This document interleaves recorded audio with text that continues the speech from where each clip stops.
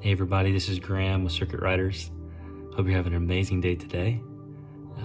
Today I want to talk to you about how to overcome being disheartened as a leader. You see, oftentimes as leaders, we stand at a place of going after the promises of God, not only for our lives, but for our families' lives, for our community's life, for maybe your region or city, or even whole nation. You're believing God for promises that He's spoken to you to see happen in your day. What are those promises that He's spoken to you?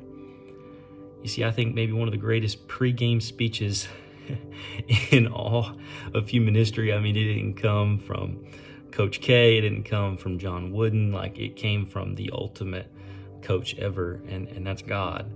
And I just want to read to you right now, actually, what God said to Joshua, how He charged Joshua right before he steps in to leading a whole entire nation into their promises. This is what God says to Joshua. He says this, He says, "Have I not commanded you? Be strong and of good courage. Do not be afraid, nor be dismayed, for the Lord your God is with you wherever you go." You see, that first part I focused on many times, like not having fear as a leader and stepping out and kicking fear in the face, overcoming it with courage, overcoming it with love. And I've done that. But what happens when you step out in faith and it doesn't turn out the way that you think it's going to? You see, that's why God gives us the second part of that verse. He says this right here. He says, "Do not be dismayed, for the Lord your God is with you wherever you go." That word dismayed literally means to be distressed, or is distressed in an unexpected way.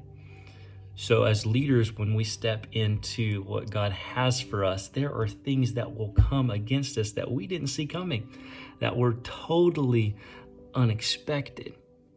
But here's the reality. The enemy wants to do everything that he possibly can to bring you into his camp, to bring you into how he functions, his economy every single day. And that's out of fear, that's out of doubt, that's out of unbelief. And often when we don't see something coming, it'll bring us into this place of being disillusioned or being disheartened. Like, man, I didn't expect that.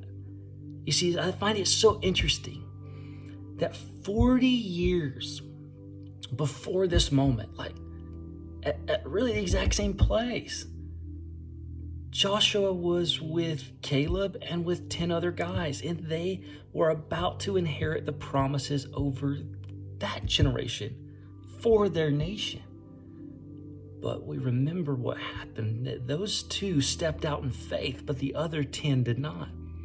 You see, those two, when they saw the giants in the land, when they saw the fortified cities, they had a perspective of God being with them, of God parting the Red Sea, of God leading them with a cloud by day and fire by night. They knew the nearness of God. They knew they were about to press in. But what happened when they were about to step into that promise and the other 10 said, "Hey, there's no way, it's not going to happen"?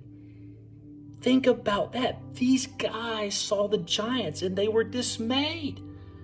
They were disillusioned. They had the courage to step into the promised land to be spies, but they didn't have the reality and revelation of the nearness of God. How must have that been for Joshua for those 40 years of being in the desert? Like, he was ready to enter in, but the others weren't. Think about the things that would have kind of come and snuck up at him at night, those lies that would have tried to hit him. Think about the disillusionment. Think about the jadedness that he would have had to face those 40 years. If it wasn't for those 10 other guys, think about that. What's the one thing that kept him from being dismayed, from being disillusioned. Guys, it was the revelation of the nearness of God. That God is with me, that God is for me. And I believe that even in those moments that Joshua lingered in the tent, he knew God's presence, he knew his nearness, and it wouldn't matter what would come at him. He wouldn't be drawn in to the way the enemy thought. No, he would be drawn deeper into the reality of God. And the reality of God is love. The reality of God is faith. It's hope. And I am telling you right now, I believe no matter what you're going through, God wants to encounter you with his nearness. If you feel that, man, you've been hit off guard, God wants to let you know, I am with you. And it's in that understanding that God will bring your breakthrough.